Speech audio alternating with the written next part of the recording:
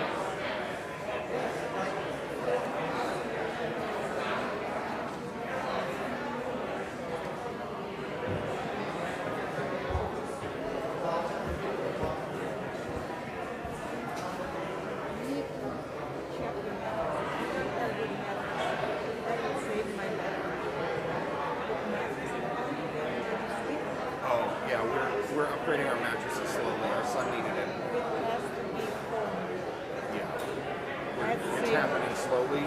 Yeah. Our son needed it first because his box spring broke. So he got to be first. I'll send you a copy of what we have because it's literally saved my life. Like in the morning, I used to get up and like it takes me half hour until I can straight my back straight. And now I just get up and go. It's just such a difference. I'm telling you. Okay. Can I just do this? It doesn't stay. How are you? Okay. Good morning, everybody. It's time to start our Yom Kippur service.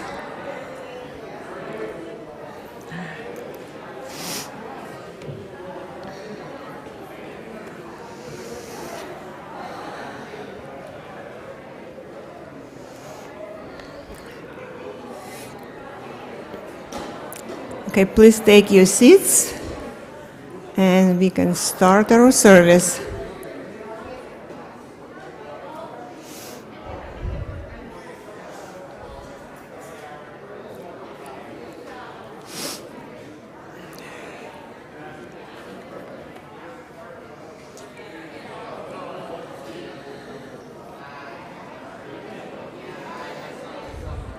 Okay, good morning, everybody. It's so good to see everybody. So many new faces, so some of not so new. I just realized that I never introduced myself, and some new members didn't know who I was. So my name is Elaine Densis, and I'm Machar president and chair of the board. This is my second term, and I enjoy working with all the volunteers on the board and everybody who is helping, and I always work side by side with everybody. And if you wish to spend some time helping, please talk to me, and I'll find you something to do.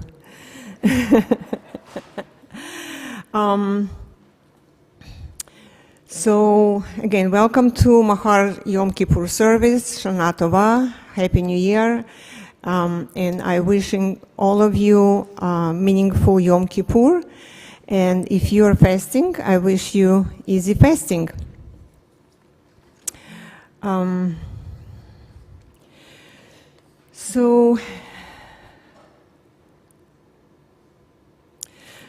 Okay. I'm just going to speak without a script. I'm just going to say that Machar is the secular humanistic Jewish congregation of Greater Washington, and most of you know, and I talked about it on Rosh Hashanah, that we are part of Society of Humanistic Judaism, and there is 30 congregations similar to Machar, secular humanistic Jewish congregations. 30 congregations all through United States, 2 in Canada, and some in Israel. So, as I talked yesterday to some of the new members, I found out that I always ask how they heard about Machar, and a few of them said that they heard from their neighbors and friends. So it seems to be the best way to spread the word about secular humanistic Judaism is through the word of mouth. Talk to your friends, talk to your neighbors, and let's have this congregation growing and known through the Jewish community. Yom Kippur is a day of atonement and also day of remembrance. So on this day, I would like to remember all the people who lost their lives in Ukraine as well in Russia in this senseless war. It's Putin's war, and it's very sad that we are losing so many people. I also would like to remember my husband who passed away in 2007, a long time ago, but I never said it out loud. But I'm wearing his ring, and it says, it's engraved, says, "Love, Bill." So I just want to say out loud that I really miss him, and this is the day I will remember about him. So on a more happier note, Rabbi Jeremy is going to do all of the announcements. The only thing I want to mention is the women's group, WITS. I started to refer to this group as a women's Havurah. We are going to meet in October in the house of Darlene Bash, and in November in the house of Eva Schenkman. So if you'd like to be on the list for women's group, you can email me. If you don't remember my email address, you can just email president@machar.org, and I'll get your email. So we've been meeting in person. And now I'd like to turn the microphone to Rabbi Jeremy, and we can start the service. Thank you.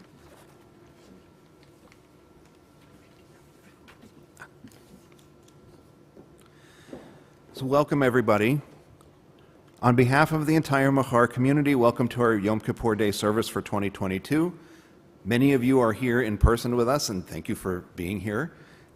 Others are joining us online, which is why you can see me on like 5 screens right now, which I promise is more disturbing to me than it is to you. I'd like to introduce our choir. So Harry Appelman provides accompaniment, and then we have Laura Ariovich, Greg Grasa, Joanna Pratt, Joy Markowitz, and Keith Campbell-Rosen. And we will have a number of different readers coming up and co-leading the service today, as well as our speaker, Hannah Figueredo. Before continuing, I know you're not going to turn your cell phone off, but if you could find your way to silencing your cell phone. At weddings, what I usually do is say, hey, take a picture of this lovely couple, and then while you're at it, silence your phone. I am not a lovely couple, so just silence your phone.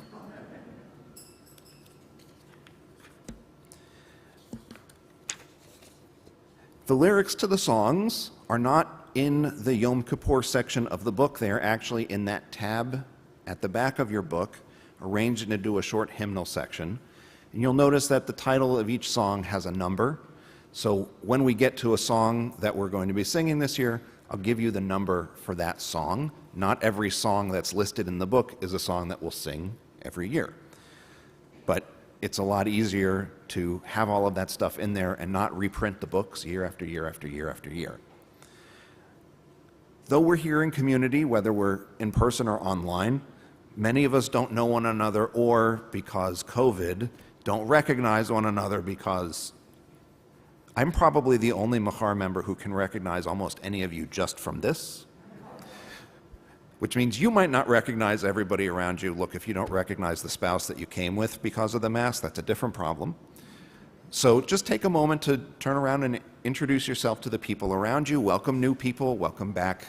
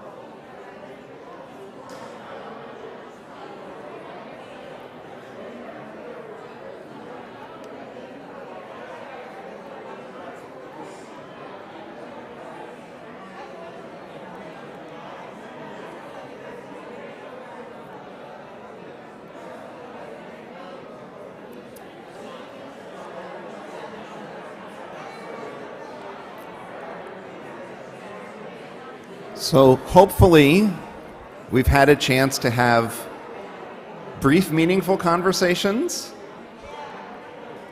and we'll go ahead and reconvene.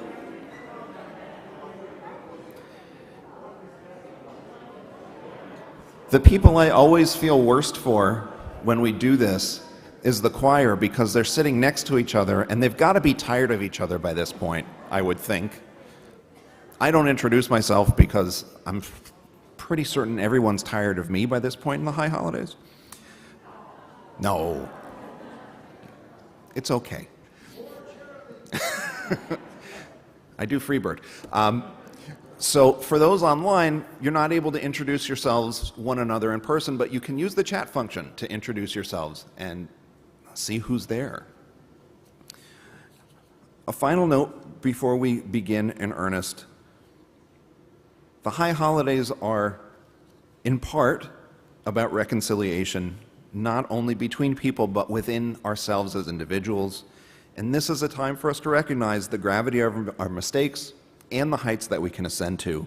We do this in a large room, it's a lot of people, and we don't finish it in 10 minutes. Which means that we become like the Bart Simpson graphic that circulates at the high holidays, where Bart is at the chalkboard writing his lines of punishment, but it says, I will not check how many pages are left in the book. I will not check how many pages. It's okay to check how many pages are left in the book. If you need to be distracted and come back, that's okay. And occasionally, it's even okay to clap at appropriate moments. This is not the time. So at this point, we're on page 1 of the Yom Kippur section of our service, and I'd like to invite up our first reader, Tricia Schnell. And we have plants coming from the back. You've seen the memorial trees coming in.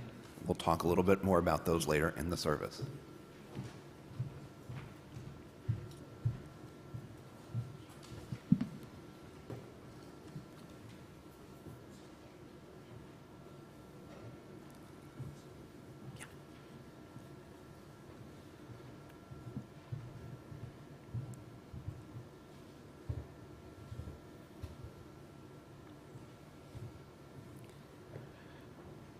Our congregation is more than a congregation. It is more than a collection of people. It is a community of friends, an alliance of believers.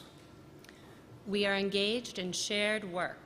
We are moved by shared ideals. There is a solidarity of purpose, a unity of goals. When we celebrate together. And when we need support, we support each other. Our congregation is more than an institution. It is more than a casual assumption. It is a family of choice, a fellowship of like-minded people. Our bonds are more than convenience and tradition. Together, we have chosen to be here because we want to be here. We have chosen to be here because we need to be here. Because standing alone is never as inspiring as standing together. And I know when we said we have chosen to be here, a lot of the kids rolled their eyes and said, I did not choose to be here today. It's okay. The Day of Atonement is a time when we seek to feel at one with all the sources of our being, with the living world of nature as the splendid days of autumn emerge out of the lush abundance of summer, with ourselves in our search for the integrity of belief and action, mind and body, with family and friends whose encouragement strengthens our resolve. Above all, on this special day, we strive to feel at one with the living people whose unique experience gives us a rich identity. Most of us do not choose to be Jewish. We discover our Jewishness in countless ways as we learn about self and family. For some of us, being Jewish is a minor enterprise, subordinate to larger concerns. For many of us, Jewishness is a central commitment, demanding a major allocation of energy and time. All of us come together to celebrate our kinship. We belong to an ancient family whose story still unfolds in lands we shall never see, and in our own homes and lives. At this moment, distance and time collapse. We are at one with our people. And as I mentioned in the kids' service, the word atonement is a made-up word. We can watch it form in time, and it literally means at one-ment, because there's no English translation for the Hebrew word Kippur. So being at one is actually the English translation of the holiday. To try to be a little bit at one, we'll join together singing Havenu Shalom Aleichem, which is number 1 in your hymnal section.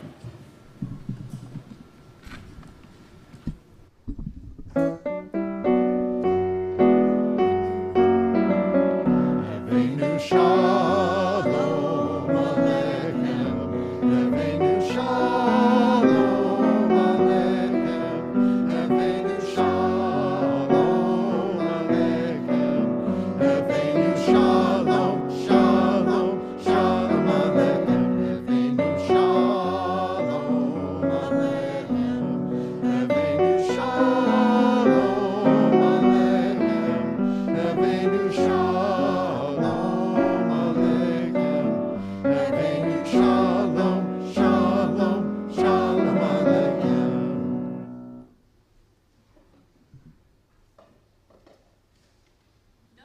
Is an island.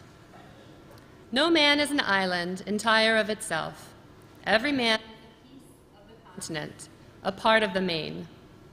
If a clod be washed away by the sea, Europe is the less, as well as if a promontory were, as well as if a manor of thy friends or of thine own were. Any man's death diminishes me, because I am involved in mankind, and therefore never send to know for whom the bell tolls. It tolls for thee. When we come together, those deeply rooted in the Jewish story and those who have just begun to walk along this path, those who worry that they may not be welcomed because everyone already knew almost everyone else, because old hurts told them that these Jews would ignore them too. We are in this place, forming this community today, and these exact people will never be together again. Someone will be missing. Somebody is already walking in late. Some of us won't be able to join this group this time next year. So come, be here now. Stand in unity with the new member on your left and your old best friend on your right, with your children in front of you and your great-great-grandparents behind you. Come with all your hopes and your dreams and your wishes and your disappointments and your fears and your losses, and let us hold hands and share in the project of living. Come unity, because we are all facets and prisms of humanity. Look at this day, for it is life, the very life of life. In its brief course lie all the realities and verities of existence, the bliss of growth, the splendor of action, the glory of power. For yesterday is but a dream, and tomorrow is only a vision. But today, well lived, makes every yesterday a dream of happiness and every tomorrow a vision of hope. Look well, therefore, to this day. We are, for those who've lost page or got distracted and they don't know where which is okay, we are on page 4 at the top for Tzadik Tamar, which is number 17 in the hymnal section of the book.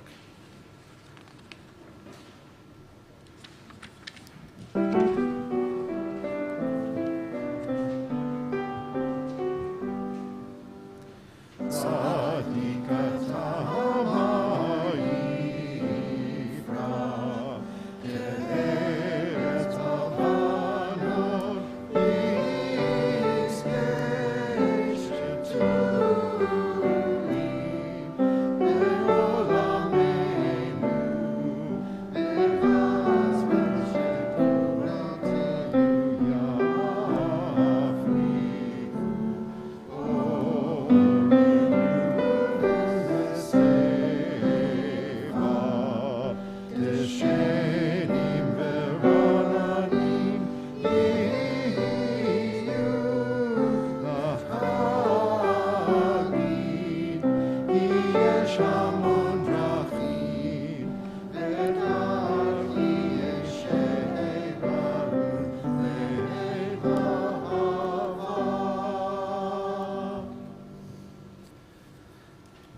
always forget to mention this.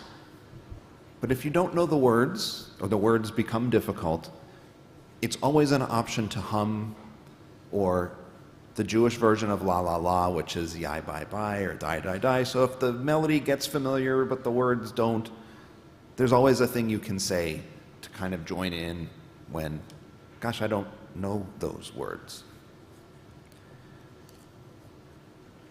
The shofar sounds our wake-up call. We awake ourselves to change through those familiar sounds. And as our shofar blowers come up to the front, our choir will lead us in Tiku B'Shofar, which is number 18 in the hymnal section.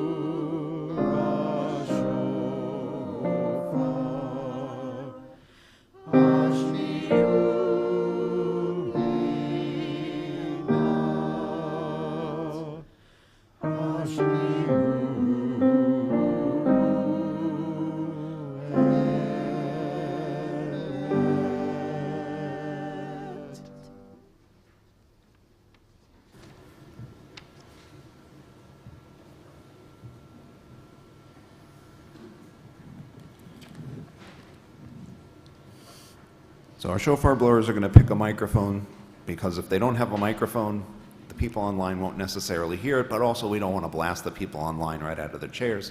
It's a delicate balance, as you can imagine.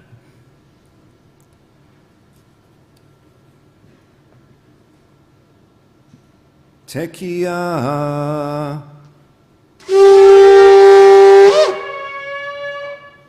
The first crisp sound opens our eyes and brings our focus to the task of opening ourselves to this day. Shivarim.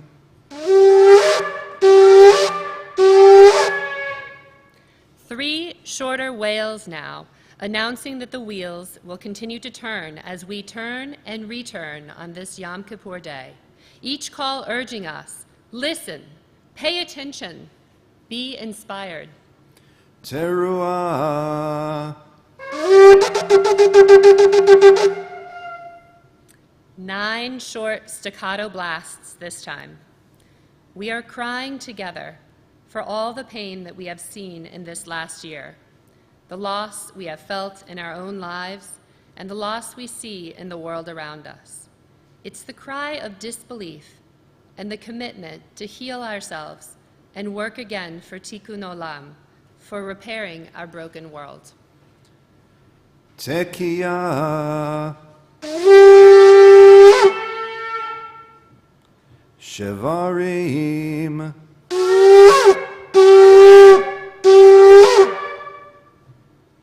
Teruah.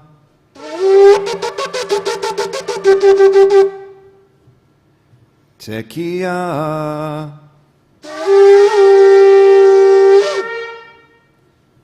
Our shofar blowers will return.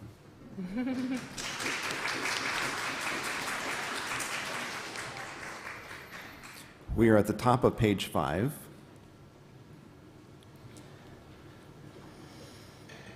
We have a humanistic Shema here. It follows the melody, the traditional melody that you may know. You may be uncomfortable with these words, but that's the thing about you being you, is you can use the words that you need to use here rather than the words that might be on the page. Shema Yisrael, Echad Ameinu, Adam Echad. Hear, O Israel, our people is one, humanity is one. So we are at our humanistic Amidah, in the middle of page 5, so please rise if you are able to.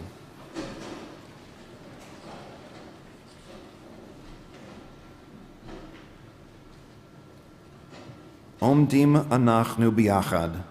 We stand here together. Yet each of us is alone in our thoughts and in our wishes and hopes.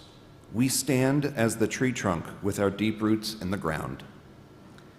Those who came before us and influenced us on our spiritual paths, the different roots that brought us to this physical place. Our birth parents, our adoptive parents, our chosen parents, and our mentors. We stretch out from our trunks into branches of influence on the world, our children, our works, our influence on others. Whom have we lifted up? To whom are we giving?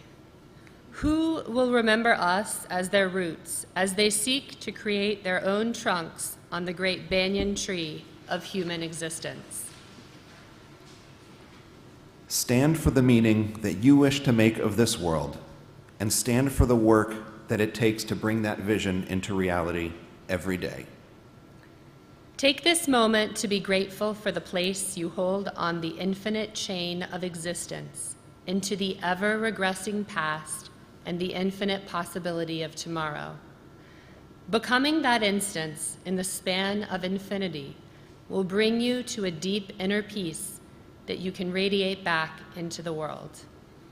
Radiate the hope that every person in this room and those online, that every person honoring this Yom Kippur day, and everyone whose lives are touched by those, honor the tradition of finding that compass of true north and seeking to begin the year anew and afresh, that they will all become Rodfei Shalom, those who seek to chase after peace.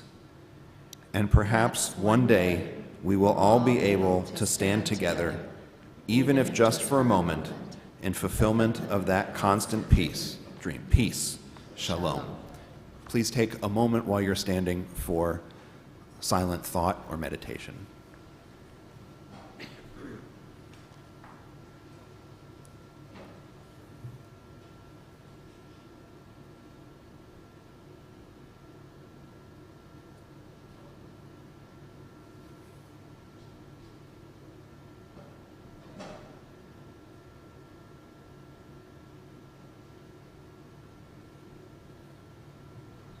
And when you're ready, you may be seated.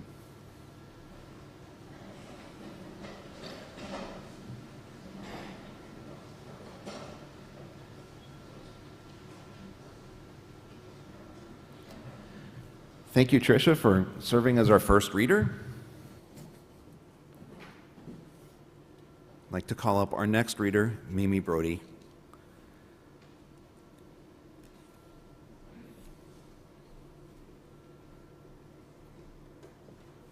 Between the cables and the plants, it's a little bit of a trail to get up here. So Mimi will start us by reading the text that's set off to the left. We will all respond with the text that's indented and in italics. If there is to be peace in the world, There must be peace in the nations. If there is to be peace in the nations, There must be peace in the cities. if there is to be peace in the cities, There must be peace between neighbors. if there is to be peace between neighbors, There must be peace in the home. If there is to be peace in the home, there must be peace in the heart. And so we'll join together with the choir on the top of page 7, number 20 in the hymnal books for Yerushalayim Shel Zahav, Jerusalem of Gold.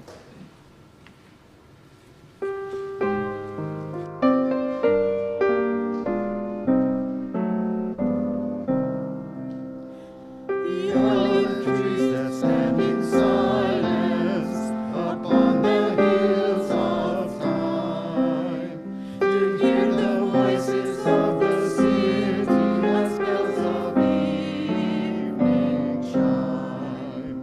The shofar sounding from the temple to call the world to care. The shepherd pauses in the valley and peace is everywhere.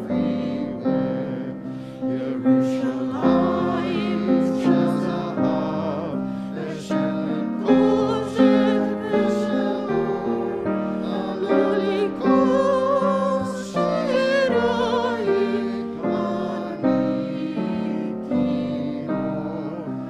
Yerushalayim shel zahav, Hashem kosher v'shalom, Aloli kol shirayim manikino.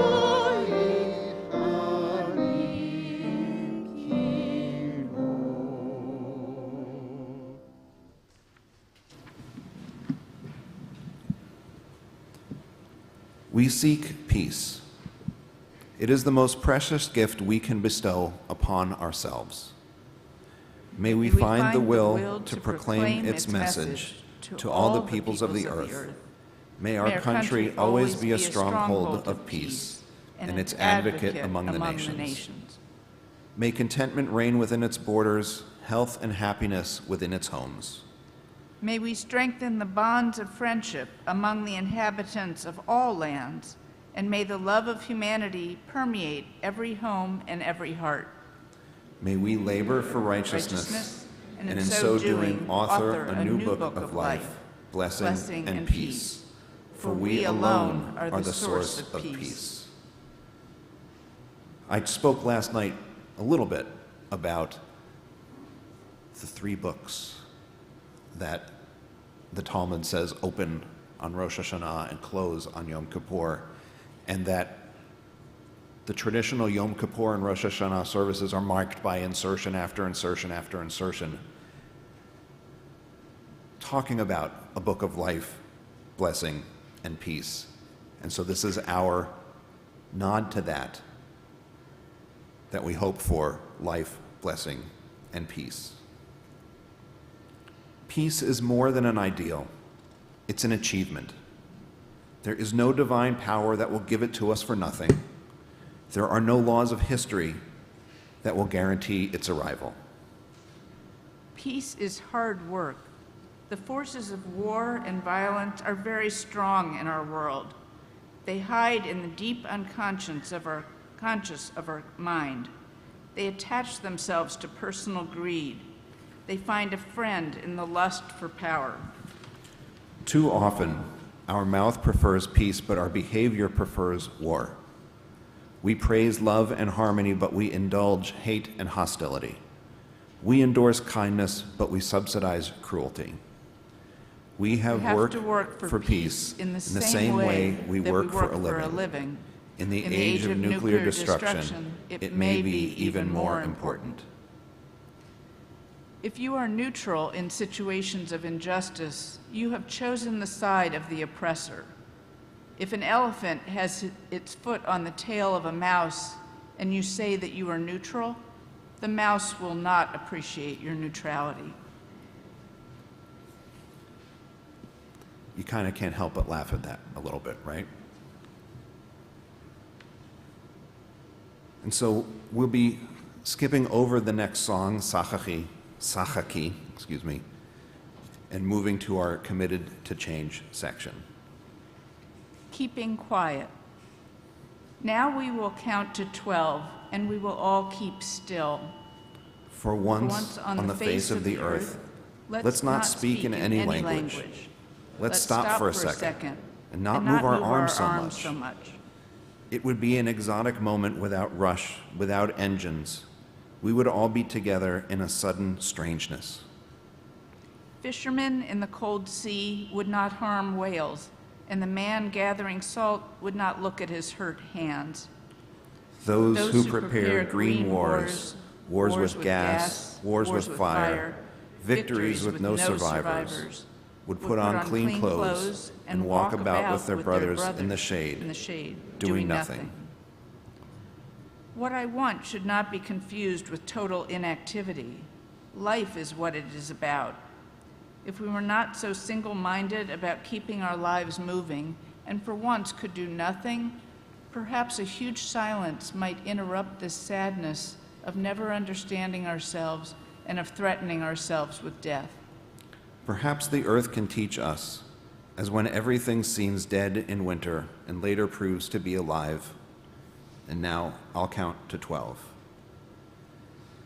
I spoke a little last night about traditional Yom Kippur confessionals, the Viduyim, and how they demand communal accountability for individual faults. And there are two other noteworthy things about them. The first is that even the most traditional of them, the ones requesting forgiveness from a God above, focus on the harms we do to one another. Blasphemy isn't on those lists most of the time, but charging excessive interest is.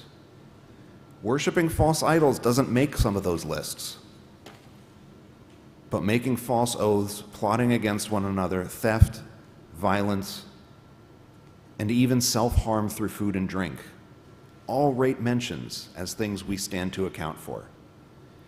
In the traditional Yom Kippur Amidah, the standing devotional prayer, there's a section called Slichot, a series of requests for pardon.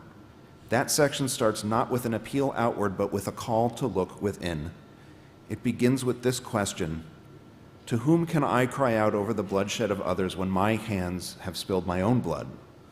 I have inspected the heart of those who hate me, but no one hates me quite like my own heart. The value of the vidui is not that we confess to someone else. It's that we have to acknowledge the darkness within ourselves. The second note about this is a little more prosaic, which is ironic considering we're talking about poetry a little bit. The traditional Al-Chet confessional, an acrostic which lists sins from Aleph to Tav in alphabetical order. Our vidui follows that pattern as an acrostic moving from A to Z. The alphabet of our wrongs. Our misdeeds constitute a veritable alphabet of unethical behaviors. The offense of arrogance, bigotry, and cynicism, of deceit and egotism, flattery and greed, were haughty, pursued injustice, and indulged our jealousy. Some of us kept grudges, were liars, malicious, or narrow-minded. Others were obstinate or possessive, quarrelsome, rancorous, or selfish. There was thoughtlessness, unkindness, violence, weakness of will, xenophobia. We yielded to temptation and were zealous for questionable ends. We join with the choir for Tzrichim Anachnu, which, if you don't know the words, you probably know the melody if you've ever heard Barbara Streisand sing Avinu Malkeinu or been at a synagogue where Avinu Malkeinu was sung. So if the words are unfamiliar, feel free to join in as you are able. And it is number 6 in the hymnal section.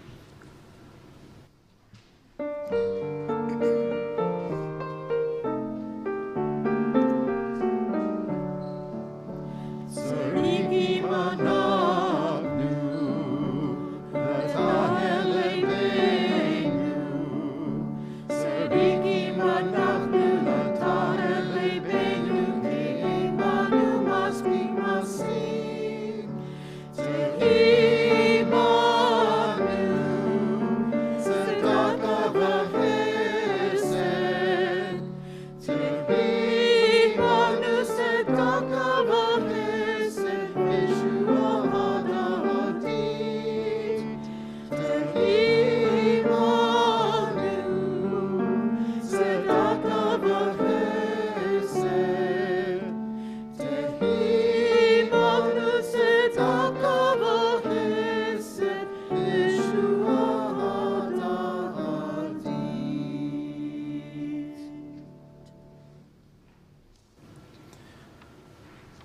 responsibly, led by our reader on page 10. Meditation, making peace. For remaining silent when a single voice would have made a difference, we forgive ourselves and each other. We begin again in love. For each time that our fears have made us rigid and inaccessible, we forgive ourselves and each other. We begin again in love. For each time that we have struck out in anger without just cause, we forgive ourselves and each other. We begin again in love. For each time that our greed has blinded us to the needs of others, we forgive ourselves and each other. We begin again in love. For losing sight of our unity, we forgive ourselves and each other. We begin again in love. For those and for so many acts, both evident and subtle, which have fueled the illusion of separateness, we forgive ourselves and each other. We begin again in love. All people try and fail. The wise learn to forgive and try again. We can be too slow to forgive others. We are long to remember injuries and short to forget assistance. Anger and memory have their place, and forgiveness does not require forgetting. We forgive by choosing not to avenge, by being open to second chances. Forgiving others brings us peace. We can be too quick to forgive ourselves. We celebrate our successes and quickly explain away our failures. Dwelling on our shortfalls is not healthy, but neither is whitewashing them. Self-forgiveness requires honesty about the sides of ourselves we would rather not face. Forgiving ourselves brings us peace. Let us pause for a moment of true forgiveness. Let us forgive others, and let us forgive ourselves. Thank you, Mimi, for serving as our second reader.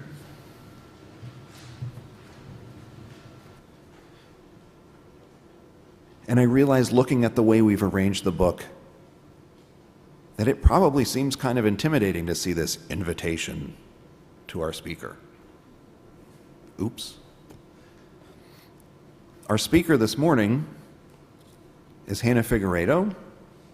Hannah is a high school senior, is that right? I'm losing track of all of these kids who've gone through the mitzvah program. High school senior? Yeah, okay. I'm getting a thumbs up from the parents, so that's good. Like all our speakers this high holiday season, she'll be talking a little bit about coping with overload. So Hannah, come on up.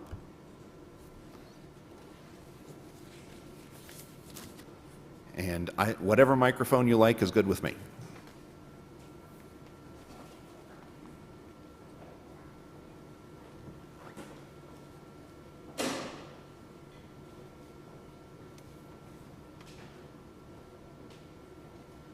Take my mask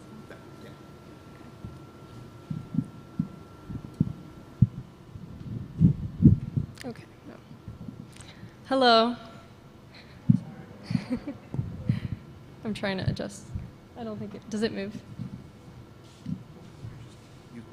Oh, okay.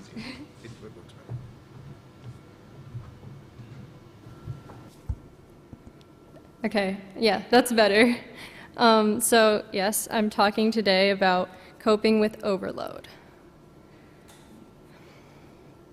So when deconstructing an idea like coping with overload, I like to first define it so we can better understand what we're talking about. To me, overwhelm or overload is a strong emotional response to stress, and coping means addressing a problem. Altogether, this talk becomes an examination of what it means to deal with high levels of stress. One thing that's great about this topic is that everyone in this room and every other human on Earth knows what it's like to feel overwhelmed. Whether you're a toddler throwing a tantrum, or a student with piles of homework, or an employee working for an unreasonable boss, or an elderly person adjusting to a new lifestyle, we've all felt it. I, like so many other people, was in a situation of overload during the COVID pandemic.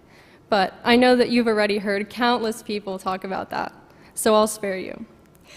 The point is that if a dedicated student or worker is put in just the wrong circumstances, they can very easily switch and become lazy and apathetic. This is just one example, but any aspect of life can cause overwhelm. Luckily, coping with overload is more of a straightforward process than you might think. Now, I'm still a teenager and a very new adult, but maybe I can give a fresh perspective on how a person can cope with a high-stress situation. And trust me when I say that I have done this before. The first and most important step is to recognize that you're overwhelmed.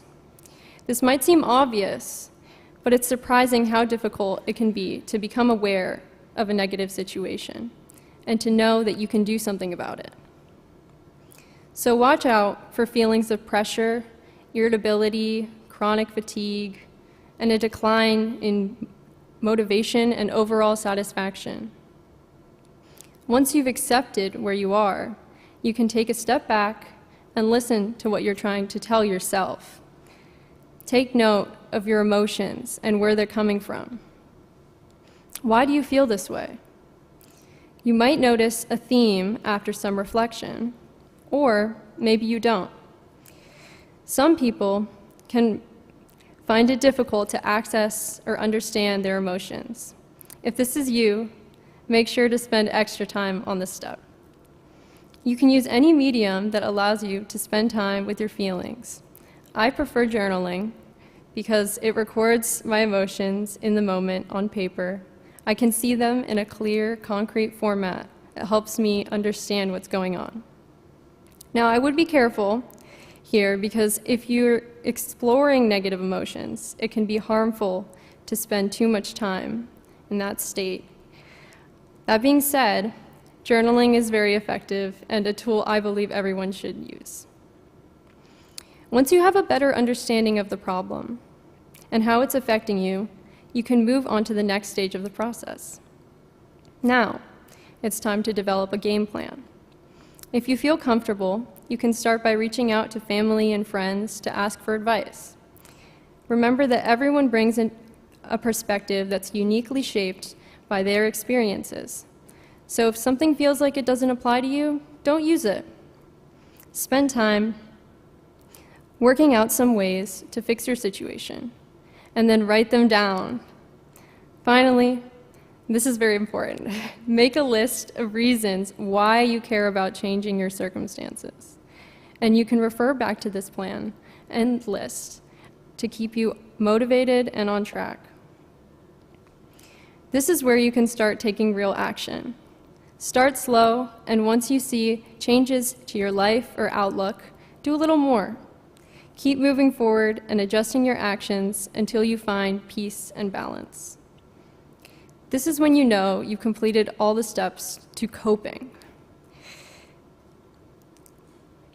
So, why is it that we're spending time during our Yom Kippur service to talk about dealing with overload?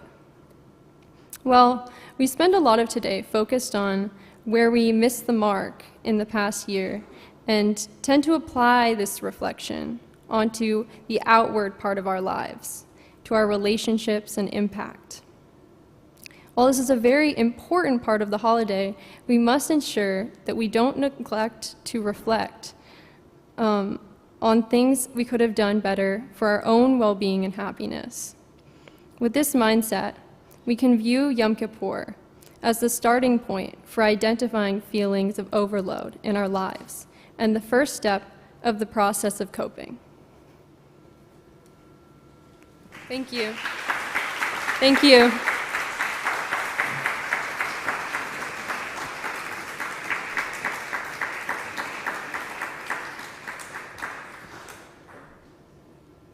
Thank you, Hannah. So I want to point out that in case you missed anything, there's video recording, so you can go back and get these steps. Because I'm going to go back and get these steps because I know this seems crazy to say, but rabbis don't actually have it all figured out. We just play the part on TV. Or, we play the part at church. We're in a church. We play the part of church.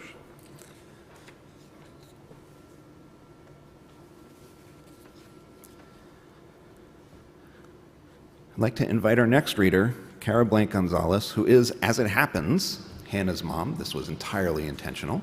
The choir can come back to their seats. Before we venture too far into the memorial part of our service, it is both good and bad that we are not a mere handful of people, with many of us online rather than in a room together, and many of us in a room together as opposed to a few. One of the downsides is that marking individual losses together as a community is difficult. Those present here have been able to attach the names of loved ones to leaves that we've added to our Atzei, Chaim v'Zikaron, our trees of life and memory, which you see on either side of the stage.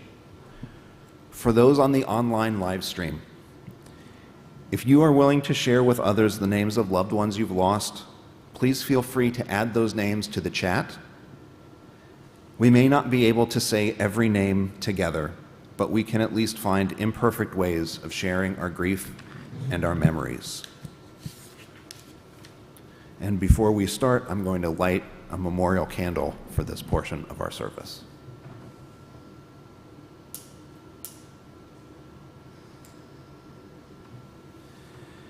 And so we are on page 12, and Cara will lead us in responsive reading. You do not belong to you. You belong to the universe, and you will be reclaimed By its constant, and ever-changing heart. Your wise body and your spacious mind. When you are You're joyful or not, whether you are ready or not, even as you turn away to be buffeted. and set aloft a twig in the wind. Look around us, search above us, below, behind. We stand in a great web of being, joined together. Let us praise, let us love the life we are lent, passing through us in the body of Israel and our own bodies. Let's say Amen. Time flows through us like water. The past and the dead speak through us. We breathe out our children's children. Blessing. Blessing is the earth from which we grow. Blessed is the life we are lent. Blessed are the ones who teach us. Blessed is the word that cannot say the story, that shines through us and remains to shine, flowing past distant suns on the way to forever. Let's say Amen. Blessed is light, blessed is darkness, but blessed above all else is peace, which bears the fruits of knowledge on strong branches. Let's say Amen. Peace that bears joy into the world, peace that enables love, peace over Israel everywhere. Blessed and holy is peace. Let's say Amen. And we'll join with our choir in singing Oifen Pripachik, which is number 3 in the hymnal.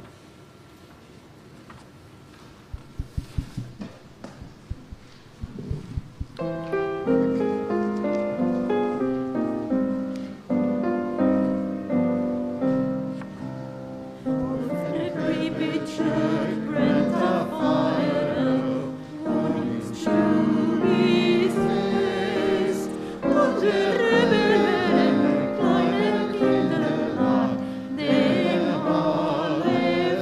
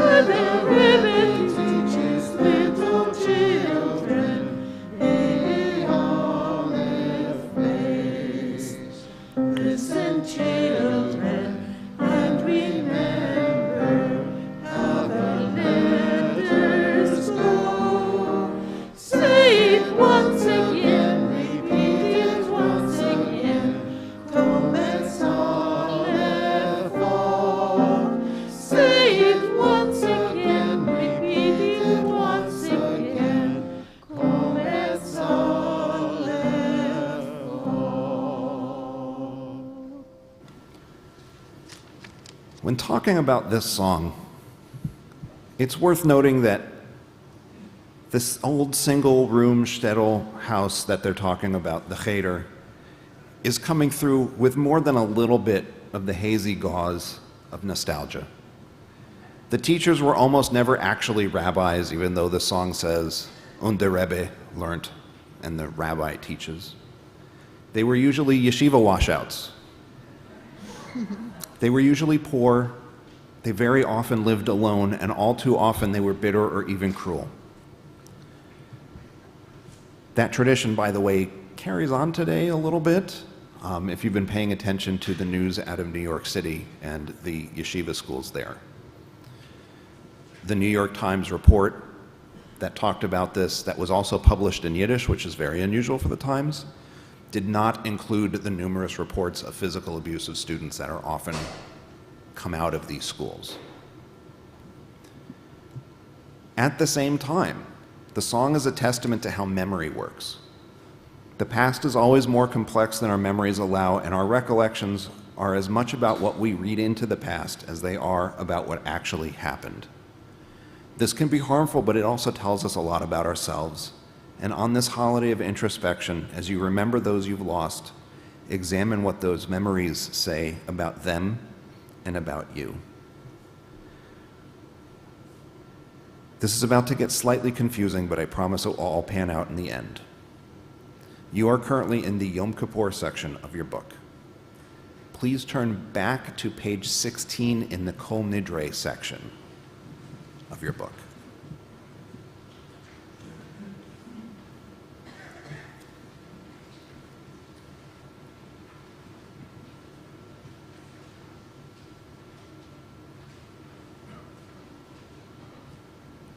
And Carol will start for us on page 16 in the middle, where it says reader below the heading third candle.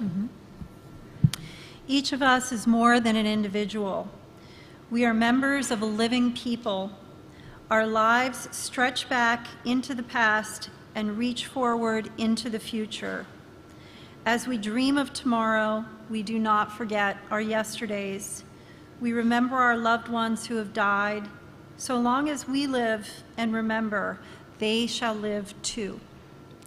Please stand for a moment of silence if you're able, as we remember those we carry in our hearts.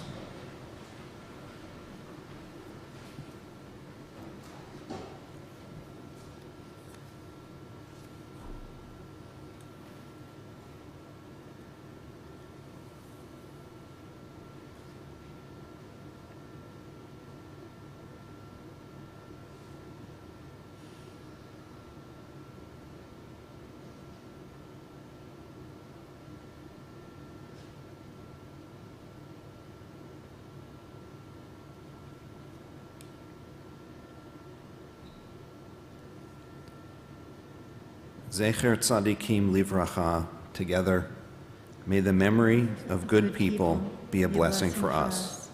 May the memory of those we loved in life sweeten our thoughts and our deeds. May the grace of their presence reach out to touch our hearts and inspire our days. Please go ahead to page 13 in the Yom Kippur section. We're going to go back to that. I know, page 17 said please be seated. Please don't be seated. From generation to generation, Lador Vador, we are linked in time to the traditions of our people, both in community and innovation. We celebrate the cycle of nature, the chain of tradition, the lessons of our ancestors, the gift of hope, and the joy and preciousness of life. And on the bottom of page 13, we recite a slightly more traditionally oriented humanistic Kaddish. Nikadal v'nikadash beruach ha'adam, together on the top of page 14. Let us enhance and exalt ourselves in the spirit of humanity. Let us acclaim the preciousness of life. Let us show gratitude for life by approaching it with reverence. Let us embrace the whole world, even as we wrestle with its parts. Let us each in our own way take up our share in serving the world and seeking truth. May our commitment to life help us to strengthen healing of spirit and peace of mind. May healing and peace permeate and comfort all of Israel and all those who dwell on earth. And let us say, Ken Yehi, may it be so. You may be seated. And we are going to have the Dor Vador we're on page 14. It's number 25 in the hymnal section.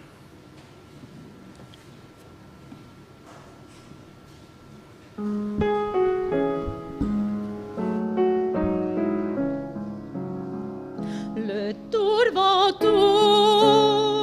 le Dor Vador, le Dor Vador, Nagid Shalom, Umasim Tovim, Umasim Tovim, Mevim Shalom Olam.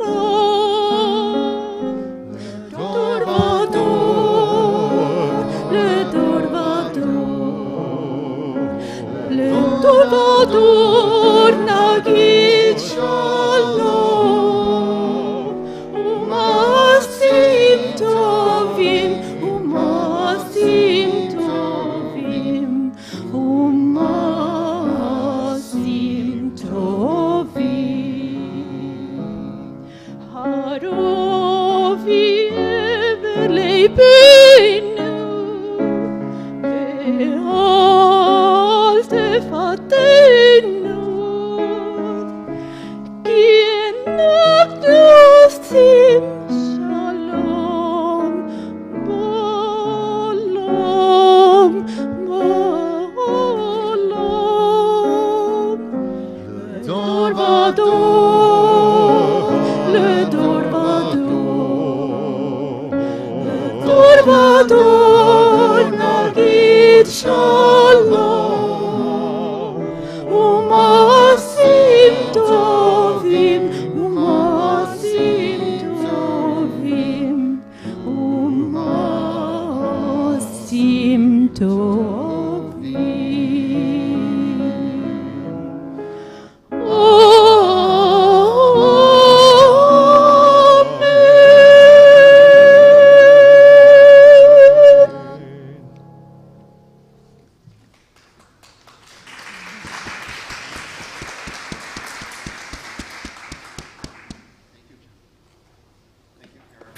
Thank you, Kara, for co-leading our service, memorial section of our service today. I made people nervous last night by coming down and using a microphone. But I'm still going to do that today. So I'm going to give the choir a second to get to chairs so that nobody wants to sit there and look at my behind.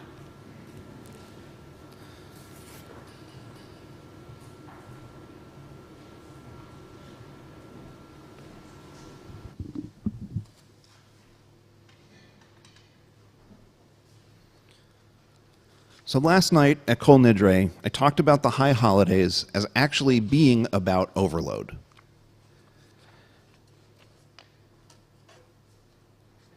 And our speakers have talked about overload and how they manage it in their daily lives. And so we've had good role models in Hannah today and David Abramson last week. You'll notice that I have not claimed to provide any insight into managing overload in your personal life.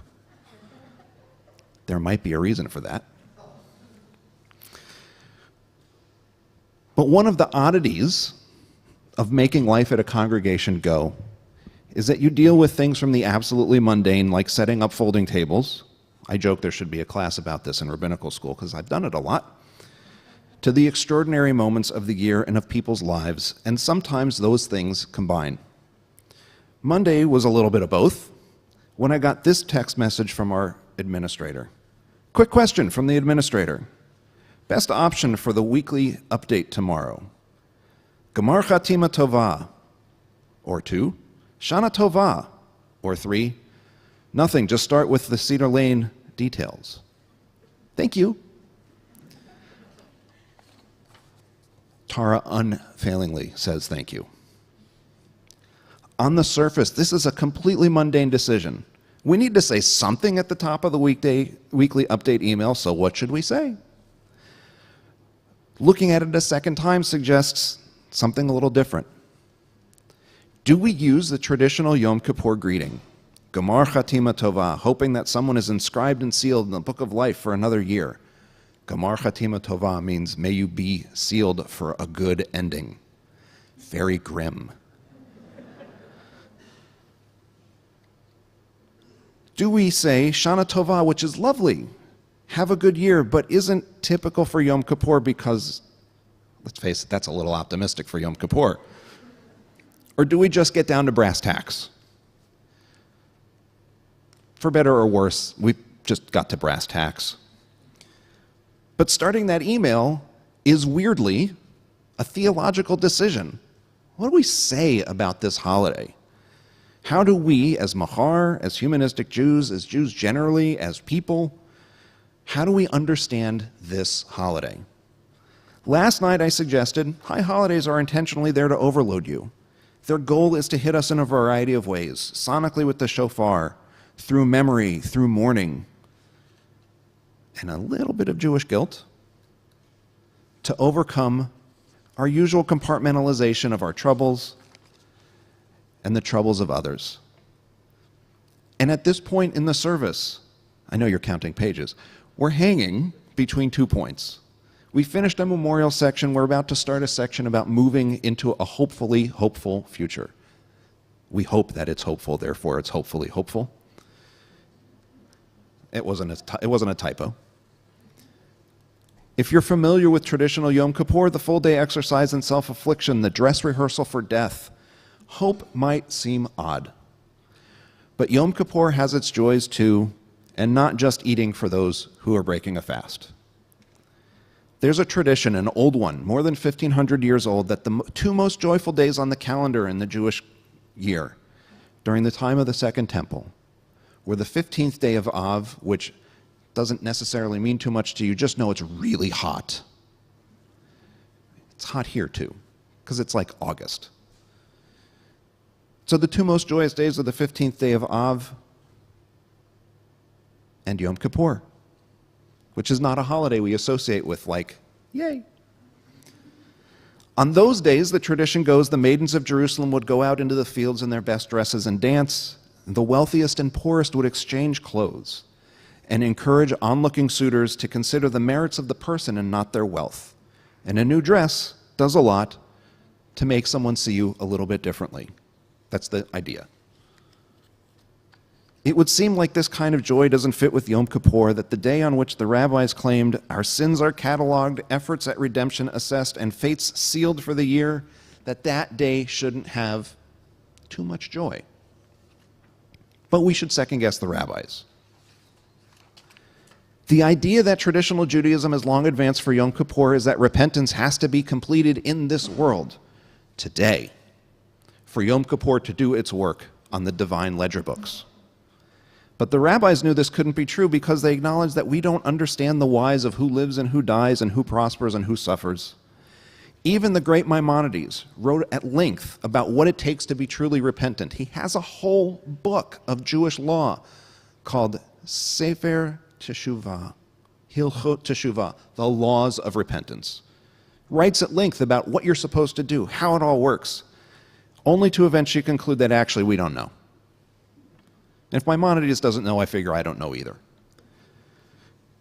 Making all the amends you're supposed to make in order to have fully atoned for your wrongs on Yom Kippur, that was and is impossible. It's impossible because restoring relationships doesn't follow a ledger book approach. We don't, or shouldn't, track every slight. We don't remember every harm we inflict. Whether we're wronged or we're doing the wrong, we can't run down every bad thing we've done or that has been done to us, even though that's the model the rabbis say we're supposed to follow. That model in real relationships is abusive.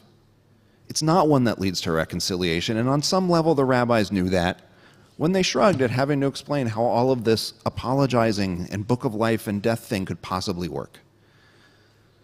What's to feel overloaded by then, if the secret of the high holidays is that we should experience overload, but actually the whole premise of the high holidays that the rabbis gave us is kind of wrong? It's a moment to feel overload at the heart at the wrongs we've caused and the wrongs we've experienced, whether we can itemize them or not. It's not a moment to be sure of what the year holds. It's a moment to be overwhelmed by how complex it all is, and to be overwhelmed at how improbable we are, at how improbable our lives are. Billions of stars. I'm not going to do my Carl Sagan impersonation, but billions of stars. And we're here when the odds are against us. And knowing all of that, overloaded though we may be, we can have a little joy on Yom Kippur, that we're able to enmesh ourselves momentarily in the past and to move toward a different future, not because that future is certain to be better. After all, I did say hopefully hopeful. Some of you know I am also a lawyer, so I hedge my language well. Not because the future is certain to be better, but because it at least has the possibility of something better. And that's something worth celebrating, no matter how you do Yom Kippur. I'm going to allay people's concerns about me falling over and go back up there and hold on to the bigger podium. The choir will come back to where they were, and Howard Dubowitz is going to come up to lead us through the end part of our service.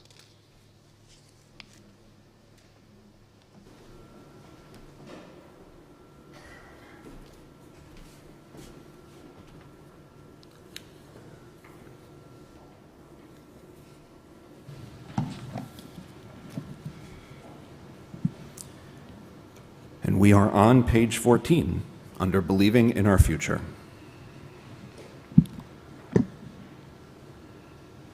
There is a time in every generation when some Jews are afraid, when some Jews are threatened, when some Jews are attacked, because they are Jews.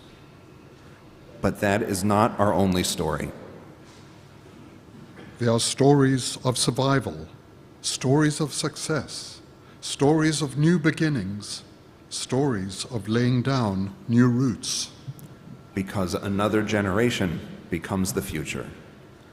I do not stand up and ask for a leap of faith to the unknown, to the unknowable, to believe with me in anything, but one undeniable fact.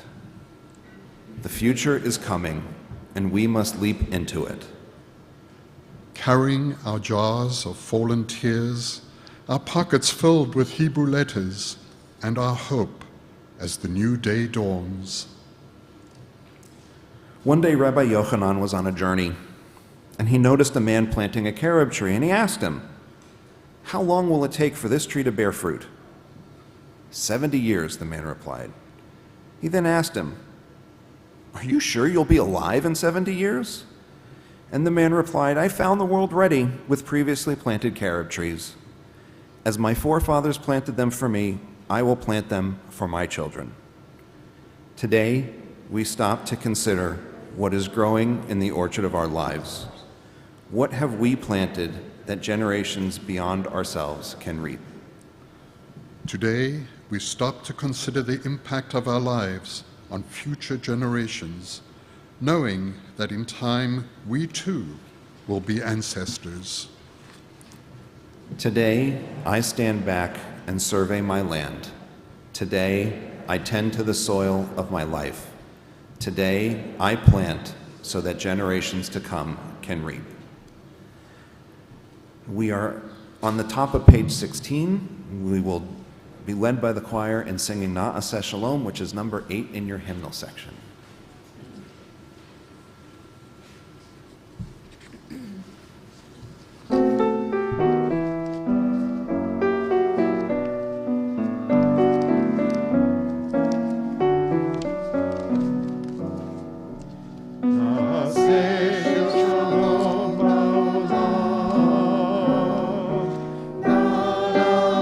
Shalom Aleinu,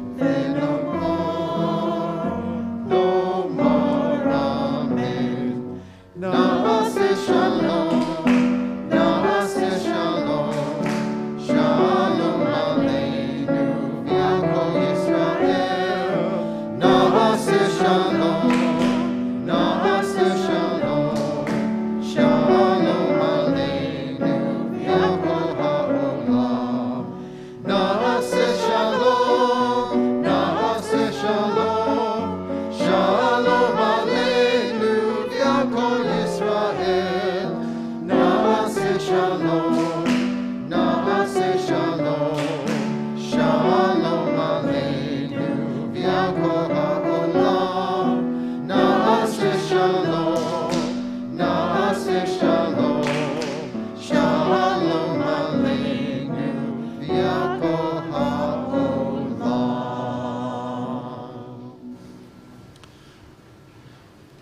I always love doing this song with a lot of people because so many of us have learned it one way and then learned it another way and then learned it another way, that what we end up with is actually great because it's every version of Na'aseh Shalom or Ya'aseh Shalom. I heard you. It's every version of it you can have, which makes its own kind of diversity in the room, which is really actually quite lovely. So we are on the top of page 16, just below Na'aseh Shalom, for we learn little. We learn little. We learn little from spoken rules and written advice. Words can inspire us, but rarely do they transform our lives. We learn from people, from the living example of living teachers, a father's integrity, a mother's warm encouragement, of famous leaders' determination. People enter our lives and guide us by what they do, not by what they say. They embody the ideal and make it real enough for us to understand. Memory keeps alive the example of great men and women who taught us through action. It also preserves the behavior of more modest guides who touched our lives in simpler ways. We too shall be examples in a future world that we shall never visit. We are teaching others for a tomorrow that is beyond our grasp. Our actions will move others along after our words are forgotten. We are the children of love. We are the heirs of generous hope. Parents and peers, family and friends are forever joined to us by bonds of affection and mutual experience. The pain of separation never completely disappears, nor does the fond memory of their lives. They are constantly with us even when we do not think of them. Their influence brings us here today that we may honor them by sharing our memories silently as a community of caring friends. If you've been Bart Simpson in counting pages, we're on the last page, which inevitably means announcements. I heard someone say announcements out there. They knew. The good news is that the holidays are basically almost over, so there's not as many. 5 days from today, Sukkot begins at sundown, which means that 5 days from today, Machar's Sukkot celebration will be held in the morning when it's not technically Sukkot. But look, this whole period of time is like one big holiday, I guess. You know, Sukkot's like 7 days long, and then there's another 2-day holiday after that, and we could go into the history of Simchat Torah, but another time. The Hebrew calendar is really complex, man. But 5 days from now, we'll have our Sukkot celebration at Cabin John Regional Park at 10:30.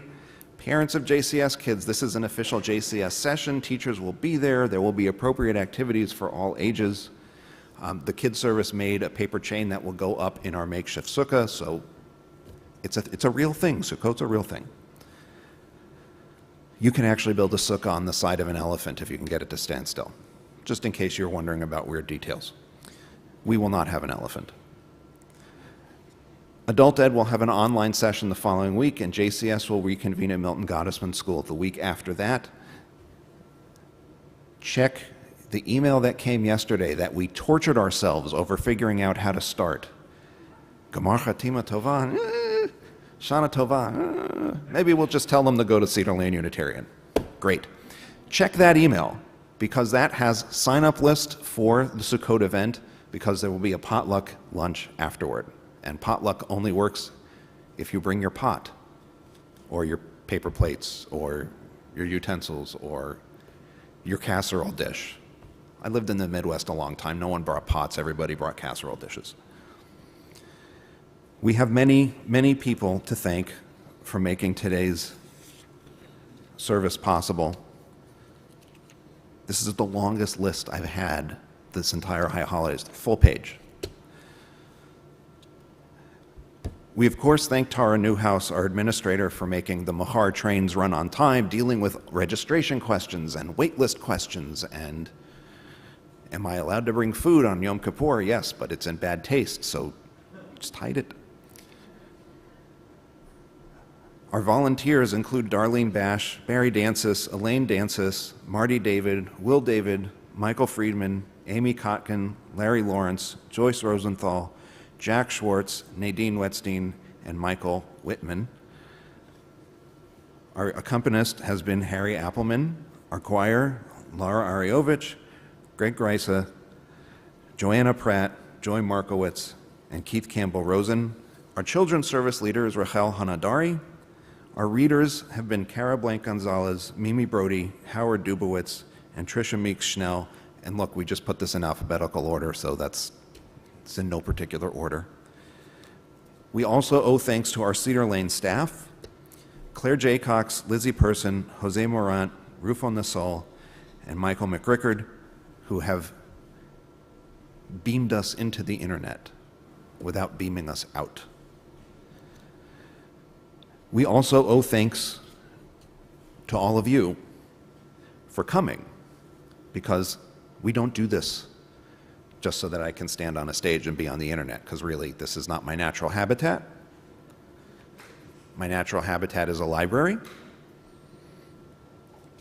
which probably explains why I have all those books that I don't dust.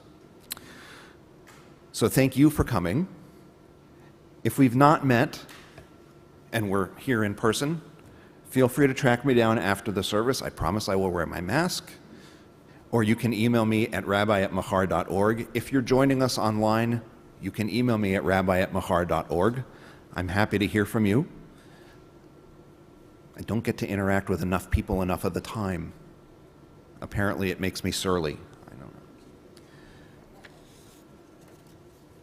We are on the top of page 17, our last page for resolution.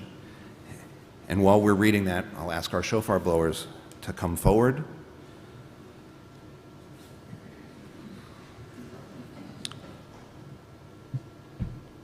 Now is the time to do what we need to do.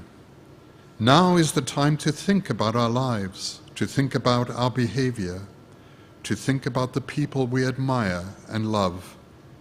Now is the time to gather our strength, to deepen our understanding, to discover our power. Now is the time to choose first things first, to place our family, our education, and our health above mere fun and play. Now is the time to become the masters of our lives and to rule our feelings. Now is the time to discover our excuses and to take responsibility for all that we do. Let us say together, we will be honest about our behavior. We will protect our family. We will make learning important. We will guard our health.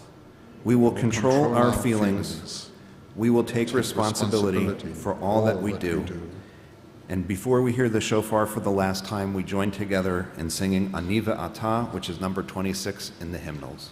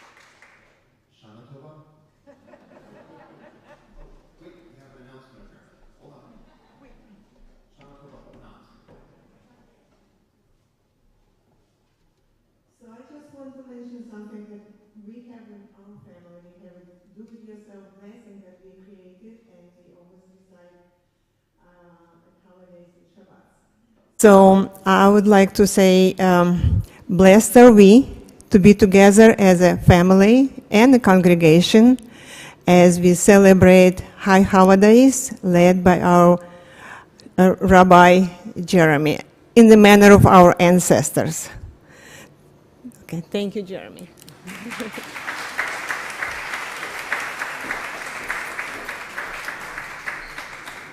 Okay, now Shana Tova.